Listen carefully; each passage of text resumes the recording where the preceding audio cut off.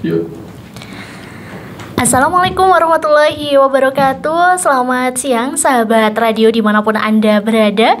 Jumpa kembali bersama kami dalam program spesial diskusi lintas topik yang masih seputar Pilkada Kabupaten Wonosobo. Spesialnya bersama Dea dan juga bersama dengan narasumber kita. Dan nanti sudah ada dua narasumber yang luar biasa sekali bersama dengan moderator kita Mas Ida Agus. Ya, selama 1 jam ke depan kita akan bincang-bincang mengenai Pilkada Kabupaten Wonosobo yang sebentar lagi akan sama-sama kita rayakan di tanggal 27 November 2024. Dan selalu saksikan dan dengarkan diskusi lintas topik Pilkada Kabupaten Wonosobo di radio kesayangan Anda, di Radio Citra FM Wonosobo di frekuensi 98.8 dan Radio Purnamasi di Wonosobo di 98 FM. Dan pada kesempatan kali ini kita sudah kedatangan dua narasumber kita, ya, bersama dengan Dr. Andes Ibnu Khotob, bersama dengan Pak Benu, Ketua Tim Sukses Pemenangan Paslon nomor 02. Ya, tentunya pasangan Gus Itap dan juga Sidki Ferlin. Ya, dan juga sudah bersama dengan kita juga narasumber kita yang kedua bersama dengan Haji Rahmanto SE, yaitu ST, ya. Oke, mohon maaf, bersama dengan Haji Rahmanto ST, yaitu LO Paslon nomor 2 Gus Itap dan Sidki Ferlin. Ya, bersama dengan moderator kita tercinta yang sudah menunggu di studio Radio Purnamasidi dan juga Citra FM, tentunya di channel Lintas Topik. Ya, bersama dengan Mas Ida Agus. Untuk selebihnya waktu dan tempat untuk 1 jam ke depan kami alihkan ke Mas Ida Agus.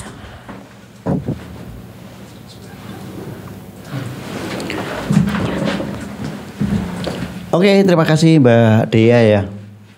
Terima kasih teman-teman sekalian. Selamat siang pendengar radio dan selamat siang juga narasumber kita yang luar biasa. Saya kaget ketika hari ini ketemu dengan dua narasumber yang datang. Ini senior-senior saya semua. Yang senior sudah... hanya masalah umur ya. ya memang harus gitu kan. Saya nggak mungkin ngomong tua gitu kan. Tapi yang jelas Pak, saya mengenal Mas. Oh, kalau sebut Mas kok gitu enom banget gitu. Oh, masih muda ya. Oke, saya mengenal Mas Benu ini kan sudah lama banget ya. Iya. Sekitar tahun 97 atau 98 ya. Mulai dari pergulatan reformasi. Nah, itu kan awal-awal pergulatan reformasi dan berubahnya tatanan sosial. Iya. Sampai sekarang itu sudah hampir berapa tahun? Berarti hampir 30 tahun barangkali. 30 tahunan. Kemudian Mas Rohmanto, ini saya sudah mengenalnya juga di 2000-an gitu kan. Beliau dulu senior saya di sebuah kegiatan-kegiatan yang lain gitu kan. Dan lebih intens kayaknya di 2000 kemarin ya, 2024 sama-samanya nggak jadi semua. Iya. Saya tidak komentar itu. Jadi sebetulnya Mas, jadi hanya tertunda. Oh iya. Saya kan tinggal nunggu pelantikan. Pelantikan yang dilantik. Baik, terima kasih ya kehadirannya di Lintas Topik. Jadi gini, Bang Benu sama Bang Rohmanto ya, kita kan ada channel Lintas Topik untuk mengakomodir keinginan dari beberapa warga. Kita tahu lah ada banyak WA grup itu kan, wah omongannya, pendapatnya luar biasa. Cuma itu kan hanya dikenal ataupun menjadi bahan diskusi di lingkup terbatas. Baik itu masalah pilkada, masalah sosial lain dan lain-lain, pendidikan. Ini kita menangkap itu sebagai sebuah hal yang bagus dan harusnya publik tahu dong, ini menjadi konsumsi publik. Makanya kita buat channel seperti ini.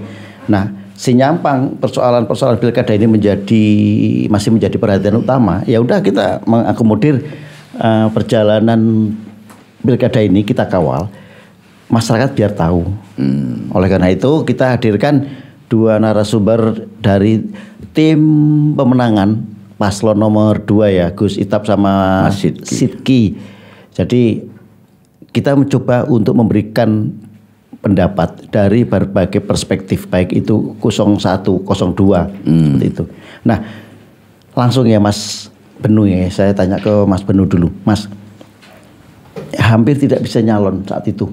Kalau MK tidak merubah aturan itu kan, last minute kan ini menjadi semacam kayak blessing in disguise bagi Gus Ithap sama Sidki itu kan. Jadi ada dewanya bernama Mahkamah Konstitusi. Iya. Apa sih sebetulnya yang melandasi bahwa Gus Ithap itu harus maju di Pilkada 2024, mengingat 2023 kemarin sudah banyak beredar banner-banner baliho-baliho Gus Ithap untuk Gus Ithap untuk Wonosobo 2024 dan ternyata Pilkada tahun ini beliau bisa maju, bisa berlayar. Kira-kira apa latar belakangnya? Ya, satu, kita belajar dari pengalaman Pilkada di 2019 ya, 2020 itu kan paslon tunggal. Kita ingin bahwa ini momentum, ini perhelatan, ini manifestasi dari demokrasi rakyat yang sungguhnya. Kenapa nggak ada pilihan, nggak ada tawaran kan? Maka dari awal jangan sampai di 2024 itu terjadi pengulangan sejarah yang sama, paslon tunggal lagi. Lagi-lagi rakyat tidak dihadapkan pada alternatif. Masa milih Indomie atau Indomie kan gitu. Itu salah satu di antaranya. Yang kedua, bahwa akan lebih banyak kesempatan masyarakat, rakyat yang punya hak pilih ketika di situ ada alternatif. Jadi ada paslon 1, ada paslon 2. Jangan sampai kemudian lagi-lagi sejarah tidak memberikan kesempatan kepada masyarakat untuk memilih karena tidak ada pilihan. Juga penting Mas Agus bahwa manifestasi dari demokrasi adalah ketika lagi-lagi rakyat bisa leluasa mengekspresikan kehendaknya untuk menentukan pilihannya yang diyakini paling tepat, paling baik, paling bisa mewujudkan harapan. Maka terjadilah apa yang kita istilahkan kontestasi. Kalau paslon tunggal tidak ada kontestasi. Begitu Mas. Oke, artinya begini, munculnya Gus Ithap ini sebagai sebuah alternatif lain dari kehendak masyarakat ya, karena tidak mungkin bahwa masyarakat memiliki satu pilihan yang itu terkesan dipaksakan. Mau nggak mau cuma satu itu. Iya. 2020 kemarin kan sudah terbukti. Ada kotak kosong. Ada kotak dengan kosong. Jumlah raihan suara yang cukup besar ya. 36% ya. Nah, sekarang saya melihat begini, dukungan yang dibawa oleh Gus Ithap sama Sidki itu kan dari PAN sama P3 dengan suara sekitar 8% ya, 8,sekian%. 8 berapa Mas Anto? 8,4%. Seberapa yakin pasangan ini akan bisa berbicara banyak di Pilkada besok? Iya. Saya ingin menyederhanakan begini Mas. Bolehlah bahwa Gus Ithap Mas Sidki itu dari ukuran kursi cuma diusung oleh 2 partai dan 2 kursi. Iya. Tetapi pengusul P3 dan PAN, tapi ada pendukung umat. Jadi, umat di sini mana Mas maksudnya? Iya, partai umat saya lebih tertarik melihat bahwa pengusulnya 2 partai, tetapi pendukungnya adalah umat. Kemudian saya tetap optimis bahwa masyarakat sekarang lebih dewasa. Masyarakat lebih bisa menggunakan nalar sehat dalam menentukan pilihan politiknya. Tentu masyarakat punya jejak rekam selama kepemimpinan petahana ini. Maka kita memberikan opsi-opsi yang kita formulasikan nanti dalam visi, misi, dan program. Yang barangkali tentu kita tidak menafikan atas prestasi yang telah dilakukan oleh petahana, tetapi kami yakin masih banyak lubang-lubang yang harus ditutup dan disempurnakan. Oke. Oke, bahwa kehadiran Gus Itap itu nantinya bisa menjadi penutup lubang-lubang tanpa menafikan prestasi incumbent ini ya. Iya. Nah, Mas Rohmanto kan posisi di tim ini sebagai LO ya, yaitu penghubung dan lain-lain. Mungkin hal-hal teknis juga. Iya. Saya ingin tahu Mas, seberapa siap ataupun bagaimana sih sebetulnya sekarang progresnya dari tim 02 ini? Ya, makasih, ini nervous ya, baru pertama kali. Santai aja, nggak usah nervous gitu loh. Saya ini kok tadi disampaikan ya, pada dasarnya bahwa disampaikan Pak Ibnu dan Baik. Pertama-tama memang ya semua innama yusro ya, sudah kesulitan pasti ada kemudahan. Yang mana dulu Gus Itap sudah berapa tahun lalu dah ya kotak kosong itu otomatis masih mendapatkan 36%. Nah, dalam berdemokrasi alhamdulillah kok ini dari tadi sebutan Pak Ibnu Pak mendukung, dengan ada MK juga kok ada kemudahan. Nah, kami terus tentunya mengawal dari Pak Sidki yang dari PAN, alhamdulillah dari proses ya tidak sulit itu di Jakarta semua itu Pak, itu bulan balik ke sana, alhamdulillah Allah berkati dan gampang sekali lah, ya, setengah jam aja rekom alhamdulillah itu turun. Lainnya itu saya lihat dari yang dari luar saya itu sampai setengah bulan sana, lama sekali kita datang terus ketemu Gus Itap, ditemukan siap. Malah PAN udah mendapat rekom, besoknya tinggal sehari P3 bisa langsung siap. Nah, saya bersyukur alhamdulillah cita-cita dari ya di Wonosobo sih untuk kaum yang muda-muda itu 68% loh. Kaum pemudanya itu sekarang motivasinya besar sekali, pemilihnya maksud saya. Digabungkan dengan Ustadz dulu kotak kosong aja 36% itu luar biasa menurut saya.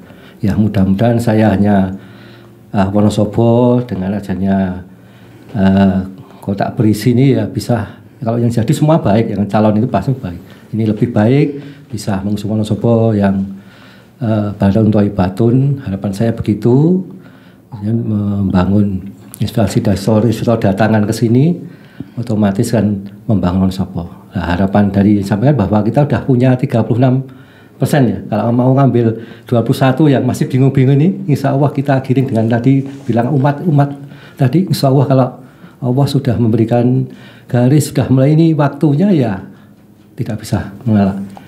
Kalau saya sebagai ELO ya mengawal saja dari proses Jakarta sampai ke sini, berat, tapi Allah karena memudahkan yang mudahkan. Walaupun masih ada sandungan, pasti ada semua proses gitu. Saya ngematnya itu aja. Alhamdulillah dari dapat itu, alhamdulillah berarti wah ini demokrasi berjalan. Artinya proses-proses rekom itu juga tidak seribet yang lain ya. Alhamdulillah itu saya itu makanya lihatnya itu loh. Ini kita kosong kok kita ke sana tanpa membayar. Ya paling-paling Pak tanpa mahar. Ya bayarnya paling-paling keluar karena Gus Itap sama Sidki lapar ya di warung Padang makan. Gitu ya, kayak gitu aja lah. Nah, gitulah. Ada nggak ganjalan psikologis? Kita melihat nih P3 sebagai representasi Partai Hijau, di mana banyak pemilih-pemilih tradisional ya. Iya. Dengan PAN, dengan yang menjadi representasi dari partai modern. Iya. Nah, ini hal yang baru sebetulnya, bagaimana hijau dan biru ini bergabung dalam sebuah tim. Ada nggak ganjalan yang selama ini dialami? Ya insya Allah malah dengan ya Gus Itap dengan Regi tadi ya Pak Sidki sendiri lihatnya dari pengusaha itu, dari UMKM, dari kaum muda itu kok mendukung sekali. Apa yang kemarin datang ke sana itu mendikonsumsi, Pak saya ingin gini, saya ingin fokus, saya ingin berwirausaha, ingin bangun, ada maju sekali. Dia kok sangat antusias besar sekali. Saya gumun, ternyata kaum muda ternyata potensi besar sekali. Belum ada yang mengarahkan itu. Ini banyak sekali sebenarnya dari program-program yang Pak Sidki yang sampaikan ini sebenarnya masuk ke aula muda itu juga, dan tentunya dari sisi Pak Gus Itap yang agamis yang ini pengusaha klek sekali, dan nanti kalau diberi amanat ya saya kira kok bisa menghandle atau bisa ya berjalan dengan lancar. Oke. Kita berbicara program nanti akan kita detailkan tentunya. Mas Benu, barangkali bisa dipertajam lagi, ganjalan psikologis itu ada nggak? Tentu pada awalnya ketika kita belum bisa membreakdown apa yang menjadi visi besar bersama, wajarlah di politik koalisi ketika platform kemudian visi belum kita breakdown, belum kita kupas bahwa konten terbesar itu apa. Tapi kemudian melalui dialektika yang panjang akhirnya dari dua kutub, satu sebagai representasi kelompok tradisional, satu kelompok modernis, ketemu juga apa yang mempertemukan. Satu, kesamaan untuk berbuat sesuatu yang kita yakini memberi perubahan yang signifikan 5 tahun ke depan Wonosobo. Oke. Kalau gini, saya melihat lawan dari paslon nomor 2 ini kan incumbent. Kita tahu betul bahwa incumbent ini memiliki privilege. Oh iya. Ya kan? Sudah memiliki jejaring sejak dia menjabat pertama. Rating-rating menunjukkan bahwa pasangan 01 itu jauh di atas 02. Nah, bagaimana 02 itu menyikapi hal ini? Ya, tentu kita harus fair. Petahana memiliki pranata-pranata yang hampir semua urusan bisa tercover. Effortnya, kemudian ruang, waktu. Nah, tetapi harus diingat kalau saya melihat bahwa mereka petahana siapapun punya raport.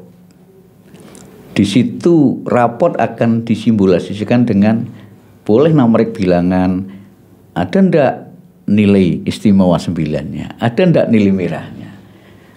Maka kita akan cermati betul bahwa ada hal-hal yang masih belum bisa coverage betul. Kalau diukur nilainya masih nilai di bawah 6. Oh, berarti ini sisi yang menjadi bagian kita olah untuk kita tawarkan masyarakat bahwa ketika kompak, ketika kami diberi mandat, ini bisa loh naik tidak hanya nilai 5, mungkin 8 dan seterusnya. Itu jadi saya tetap melihat bahwa karena bukan Superman, di sisi prestasi ada sisi yang harus dievaluasi.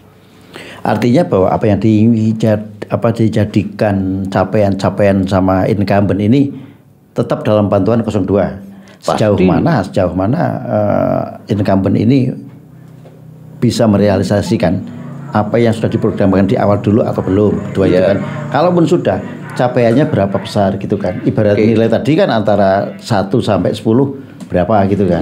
Nah, bagaimana paslon 02 ini, terutama jenengan dan teman-teman di tim suksesnya ini melihat capaian dari paslon nomor 1 dalam hal ini incumbent. Pertama itu. Kedua, selama ini yang menjadi jualan utama adalah infrastruktur. Nah, infrastruktur barangkali untuk incumbent itu sudah menjadi hal yang terus di-move-kan bahwa keberadaan jalan sudah semakin membaik selama dia memerintah gitu. Nah, jenengan bagaimana melihat itu? Ya, satu bahwa misalnya kita buka data yang berkaitan dengan masalah persentase masyarakat miskin di Wonosobo. Itu masih 2 digit Mas Agus. Di angka 15,58. Itu data tahun berapa Mas? BPS 2023. Berarti tahun kemarin ya? Iya. Artinya kalau kemudian kita hire dengan Pemprov Jawa Tengah kan jauh. Apalagi nasional sudah 1 digit. Padahal apa? Program-program bantalan sosial, program-program stunting itu kan variabel yang juga berpengaruh. terhadap penekanan kemiskinan. Berarti ada sesuatu yang belum terurus secara benar. Satu. Yang kedua, saya melihat bahwa kualitas infrastruktur ini kalau kita comparekan dengan daerah-daerah lain, mohon maaf, saya harus terbuka. Kebetulan istri saya Magelang, Mas Agus. Jadi gang-gang itu kualitas infrastruktur jalan misalnya itu bagus. Di Wonosobo mau berargumentasi karena cuaca, karena kontur tanah atau apapun, saya melihat bahwa ini belum sebagus beberapa daerah lain. Berarti ada problem. Yang ketiga, termasuk bahwa saya ingin mengilustrasikan penanganan stunting ternyata sampai variabel yang semestinya nilai manfaat, nilai guna kepada penerima manfaat lebih besar porsinya, ini hampir sama di daerah-daerah lain. Banyak variabel yang digunakan untuk hal-hal yang bersifat koordinatif, perjalanan dinas, rapat, dan sebagainya. Mestinya kan objek penerima manfaat harus mendapat porsi lebih besar di antaranya itu. Dan menurut saya itu harus terbuka, harus fair, harus kita lebih banyak kita benahi. Bantalan-bantalan sosial apakah kemudian bersignifikan dengan daya beli masyarakat? Ternyata belum membentuk masyarakat yang memiliki etos kerja, memiliki kewirausahaan. Malah banyak kemudian juga melahirkan sikap-sikap masyarakat yang mohon maaf, sekali lagi konsumtif.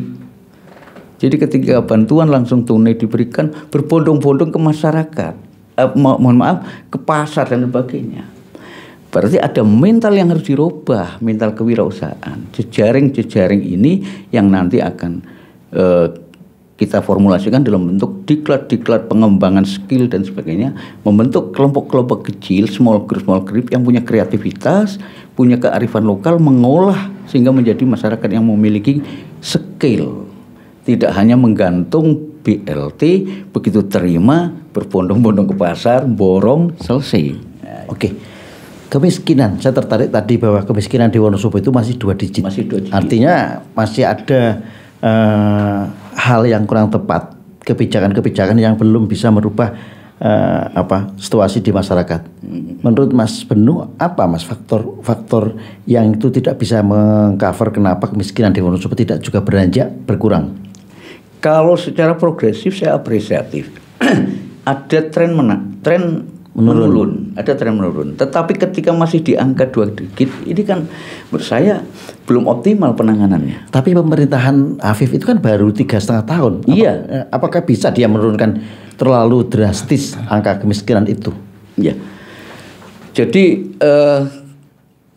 kemiskinan yang belum sesuai dengan target nasional sudah 1 digit sekarang.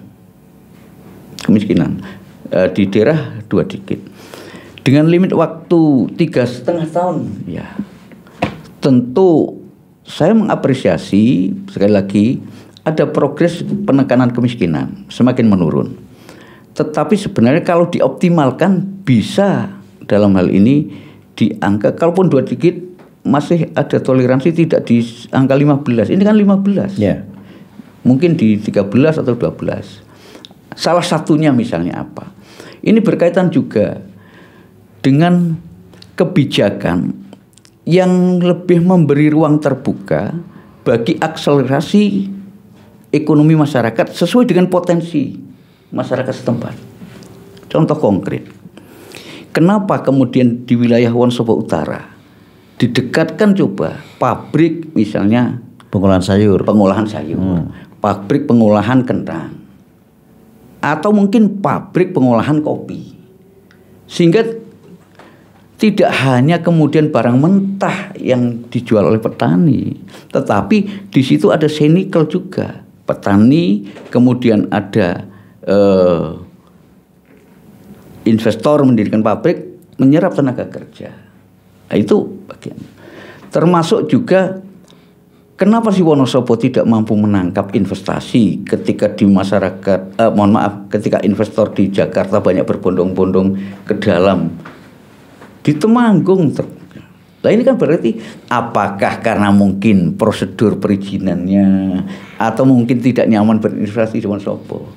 Karena ketika di Wonosobo terbuka investasi, banyak berdiri pabrik, ini memberi kesempatan terserap tenaga kerja dan otomatis akan juga berkaitan dengan berkurangnya kemiskinan. Oke, artinya begini, kebijakan itu mungkin banyak yang belum tepat.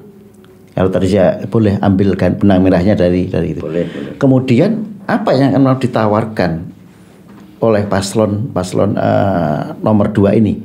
Ya, salah satu bagaimana kemudian yang kita sebut dengan koneksitas. Oke. Bahwa ketika kita bicara infrastruktur, bagaimana kemudian dusun, desa, kecamatan, kota terkoneksi secara terintegral. Kan sering dalam ini masih putus-putus. Sehingga sarana jalan misalnya, infrastruktur jalan, itu yang lebih banyak dibangun, lebih banyak kemudian direnovasi, itu hanya di jalan-jalan kabupaten. Sehingga tidak terkonek. Maka bagaimana kemudian produk-produk pertanian ini juga akan terbebani dengan biaya transport, biaya jasa. Itu diantaranya. Artinya sebetulnya kebijakan itu diharapkan bisa lebih ke skala mikro ya, berbasis lingkungan kecil, berbasis kebutuhan. Jadi kebijakan itu hendaklah selalu berbasis dengan kebutuhan masyarakat, bukan keinginan pemerintah. Oke. Kalau bisa diterapkan kebijakan itu berbasis basic need, saya yakin bahwa orang lapar ya dikasih makan, orang haus ya diberi minuman. Jangan orang haus diberi makanan gitu. Oh gitu. Nah, Mas Rohmanto, saya tertarik ini kembali ke tadi ya disinggung masalah infrastruktur kan, karena kayaknya lebih banyak pandangan infrastruktur itu menjadi jualan yang seksi.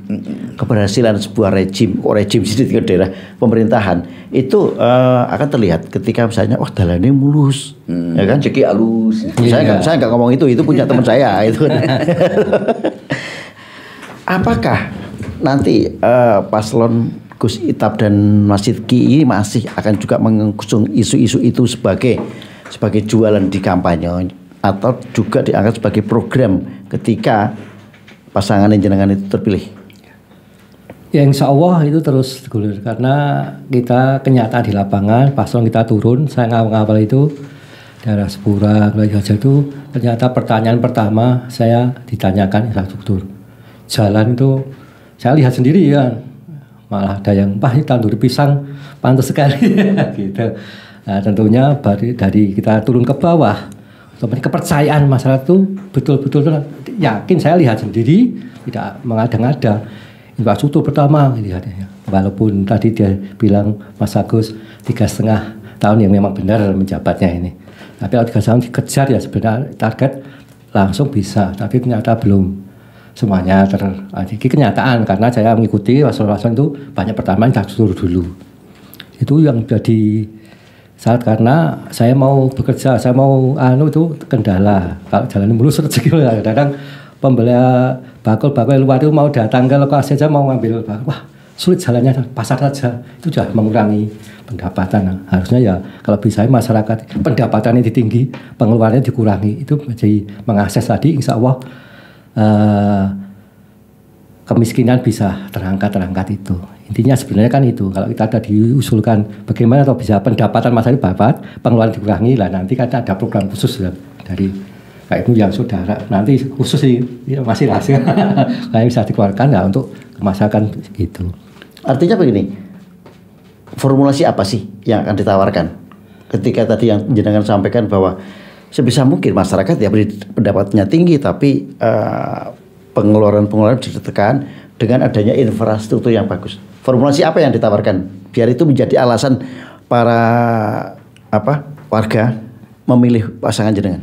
Ya tentunya kami kan di lapangan realita kenyataan, tidak gawe, karena masyarakat ya infrastruktur itu kalau mungkin dari paslon ini yang notabene tidak semua gratis, otomatis mungkin ya kalau saya sebagai sipil ya kerjakan istilahnya full gitu ya, tidak kemudian itu konstruksinya speknya ya bagus, otomatis kan jangka waktunya kerusakan itu juga lama, itu saja. Tapi kalau dari yang tadi pendapatan bahwa saya juga kemiskinan tadi ya memang survei-survei dari pengusaha muda-muda ternyata banyak juga belum mendapatkan mungkin lahan yang semestinya, terutama yang UMKM. Ternyata banyak sekali bahwa kemarin di pelayanan dia itu membutuhkan sayur-sayur, apalagi mau krisis pangan itu sebenarnya potensi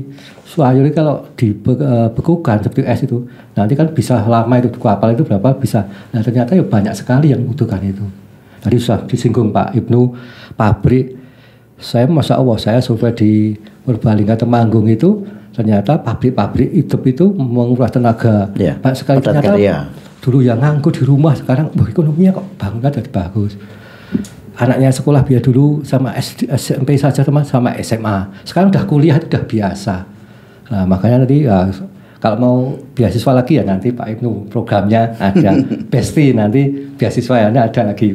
Nah itulah, itu saja lah. Insya Allah UMKM tadi kalau kita gagas di banyak sekali yang kemarin saya lihat ada orang Amerika sini survei ya, mana kok salut sekali potensi ini luar biasa Wonosobo. Apa yang harap salah apa kurang gimana saya itu, tapi paling tidak UMKM sebenarnya udah tuh pemasaran. Saya aja ya tiap hari 3 minggu itu ke Solo itu kirim kentang itu 2,5 ton itu laku. Sebenarnya membutuhkan sekali, cuma banyak. Nah ada perikanan tadi lele itu kalau kita buat induk di sini ada, nanti di masyarakat itu banyak sekali. Kita sementara lele hanya di Jawa Timur, ternyata sana ada pabrik yang mengelola untuk itu dari UMKM juga terbesar dimodali pemerintah, ternyata berjalan juga sampai dengan sekarang lah. Tentunya itu kan yang baik-baik kita tiru. Insya Allah itu aja. Oke. Itu Mas Agus. Nah, saya tertarik juga apa yang disampaikan Mas Rohmanto tadi, Mas. Kayaknya butuh penuh dengan harapan ya. Biasa penantang itu kan harus memberikan harapan gitu kan. Masuk penantang kok hopeless itu kan waktu itu. Saya gini, hambatan terbesar yang dihadapi oleh pasangan 02 ketika menghadapi incumbent yang sudah memiliki jaringan kuat, yang sudah memiliki infrastruktur di semua elemen. Apa yang saat ini dihadapi? Saya termasuk pihak yang kemudian sudah mengkalkulasi itu, Mas Agus, bahwa kita satu memberikan reasoning bagaimana kemudian masyarakat itu cerdas, bagaimana kemudian masyarakat itu punya kemampuan untuk lebih banyak berpartisipasi dalam membangun daerah ini. Ya. Ketika masyarakat cerdas, maka masyarakat tidak gampang dibodohi. Contohlah, ketika tadi kualitas infrastruktur jalan misalnya, itu problemnya kan apa? Problemnya bahwa mungkin terlalu banyak biaya-biaya yang keluar sehingga nilai intrinsik proyek itu jauh dari pagu. Mohon maaf, ini pasti akan berlanjut, kualitasnya itu tidak maksimal. Nah, ini kan reasoning. Ketika penyedia jasa diwajibkan ada setoran sekian persen, yang rugi masyarakat, pasti akan mengurangi kualitas pekerjaan. Itu satu. Yang kedua, bahwa kita juga menawarkan program-program atau rencana kebijakan yang bersentuhan langsung dengan kebutuhan masyarakat. Contohlah, selama ini orang meninggal dunia gak ada sedikit pun perhatian dari pemerintah. Kita tawarkan santunan kematian pasangan 02 itu memberikan program santunan kematian. Nah, konsepnya seperti apa tuh Mas? Bisa dipertajam? Kita kan sudah hitung masyarakat miskin 15%. Oke. Kalau kemudian dari jumlah umpamanya 1 juta lah, itu berarti satu kematian 1 juta. Enggak, jumlah populis misalnya. Oh iya. Jumlah umpamanya 1 juta. Kan belum mencapai 1 juta. Berarti dianggarkan 150.000. Kita satu kematian misalnya kemampuan kita 1 juta atau 1,5 atau 2 itu bagi kelompok masyarakat miskin. Tidak kemudian mohon maaf yang sudah berkecukupan ya enggak. Artinya bahwa masyarakat yang butuh kebijakan hadir. Tuh. Termasuk bagaimana kemudian kita mengelola potensi-potensi lokal ini secara benar. Contoh salah satu ikon Wonosobo adalah dalam urusan kepariwisataan Dieng. Oke, kita apresiasi sekarang mulai ada geliat-geliat dari masyarakat, adanya homestay dan seterusnya. Tetapi bahwa Dieng ini kan planet, butuh satelit, ada Telaga Menjer, ada Tambi. Bagaimana koneksitas ini terbangun sehingga orang tidak hanya sehari ke Dieng, tetapi berkesempatan ke Dieng, berkesempatan jasa jasa istirahatnya ada, kemudian kulinernya ada, sekaligus kita siapkan budaya-budaya sebagai hiburan mereka. Jadi orang ke Dieng tidak hanya ke Dieng terus pulang, tapi paling tidak 1 malam berlibur, syukur bisa 2 malam. Ada Menjer, destinasi Menjer, ada mungkin juga yang berdekatan Tambi.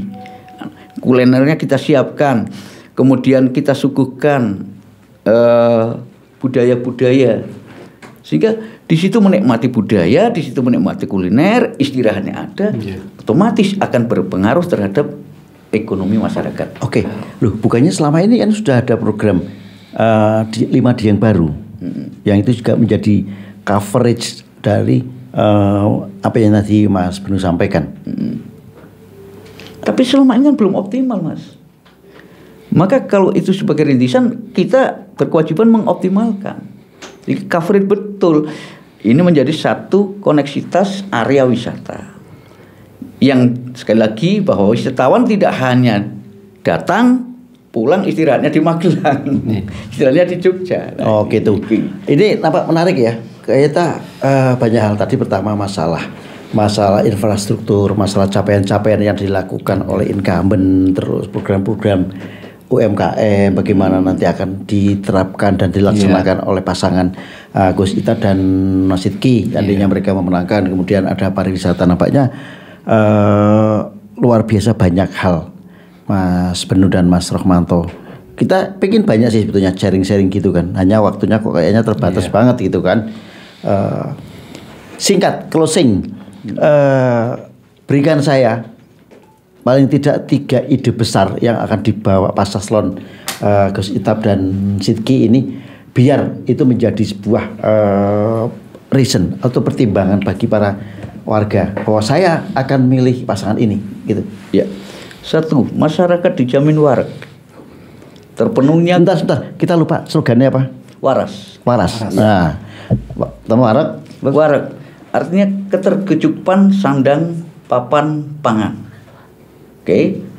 Kemudian yang kedua, masyarakat dalam hal ini raket. Konsep kebijakan partisipatif, konsep pemerintahan yang partisipatif. Ada keterlibatan semua elemen masyarakat dalam rembuk dalam perumusan kebijakan. Jadi masyarakat bukan bagian asing, tetapi masyarakat terlibat dalam proses. Meskipun sekarang secara konseptual adalah musren-musren dan sebagainya. Kemudian yang ketiga, jadi 3 saja daripada 5 ya.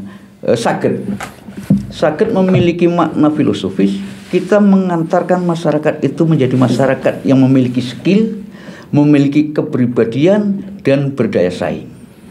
Itu. Oke, terima kasih Mas Benu ya. Ini slogan-slogannya yang sebetulnya menjadi apa ya? Keseharian, ucapan-ucapan itu kan raket banget ya. Artinya dekat gitu kan. Tidak lagi slogan-slogan yang awang-awang gitu kan. Baik, mitra radio sekalian, kita sudah banyak bicara ya. Tapi waktu juga lah yang akan membatasi pertemuan pada siang hari ini. Dan teman-teman yang pengen mengetahui lebih lanjut atau mungkin ingin melihat, silakan nanti untuk pantengin di channel YouTube kita di @lintastopik gitu kan. Mas Benu, terima kasih sekali kehadirannya. Mas Rohmanto, sukses terus dan kita sama-sama melihat perubahan untuk Wonosobo. Amin. Sukses semuanya untuk semuanya sehingga nanti di 27 November hasil terbaik itu bisa didapatkan. Iya. Terima kasih dan dengan ini podcastnya kita akhiri. Assalamualaikum warahmatullahi wabarakatuh. Waalaikumsalam. Waktu saya kembalikan ke Mas Riki. Ya, Sobat Citra dan Sobat Purnama Sidi juga para pemirsa dimanapun berada. Ya, demikian untuk lintas topik hari ini ya bersama Dr. Andes Ibnu Khotop. Ini Ketua Tim Sukses Pemenangan Paslon nomor 2 dan Haji Rohmanto ST ya. Ini paslon nomor 2 nih Sobat Citra, Gus Itap dan Sidai Feriin ya. Sidki ya, Sidki Feriin ya. Oke, Sobat Citra, luar biasa banget perbincangan kita hari ini ya. Ini agak-agak panas-panas anget ya. Oke, sehat-sehat selalu Pak Ibnu dan Pak Rohmanto ya. Semoga nanti bisa ketemu lagi, bisa jumpa lagi, ya bisa berbincang-bincang lagi dengan topik yang lebih panas lagi ya Pak. Boleh. Makasih juga buat Mas Agus ini yang selalu luar biasa sekali ya Sobat Citra sebagai moderator.